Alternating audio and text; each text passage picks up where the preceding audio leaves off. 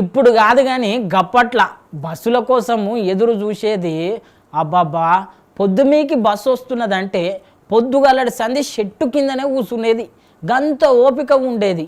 అయితే మన లెక్కనే ఒక అన్న ఓ దుఃఖనం తెరుస్తారు అని చెప్పి పొద్దుగలడి సంధి గానే ఉన్నాడట. మరి పాపం దుఃఖనం తెరిచిర్రా లేదా, మరి గది ఏం దుఃఖనం ఏం సంగతి ఓసారి చూద్దాం పండి. ఏదన్నా సర్కార్ ఆఫీసుల కాడ పని కాకుంటే పెట్రోల్ పోసుకొని తలగ పెట్టుకోగా చూసినాము, గట్లనే నిరసనలు తెలిపంగా చూసినాం. కానీ గిదే కడికతరా నాయన. అవును, మళ్ళా జార్ఖండ్ రాష్ట్రంలో రాంచీలా ఒక అన్న మందు దుకునము జల్దీ తెరవలేరు అని చెప్పి మొత్తం మీద అయితే చూసి యాస్టకొచ్చి ఇగో డైరెక్ట్ గిట్లా పెట్రోల్ తీసుకొని వచ్చి దుకాణాన్నే తలగబెట్టిండు మళ్ళా.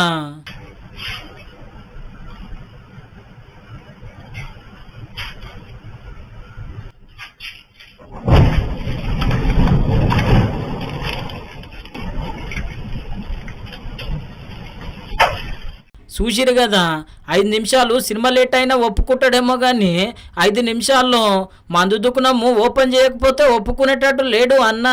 మొత్తానికి మందు దుకాణాన్ని మందు పాతర చేసిండు.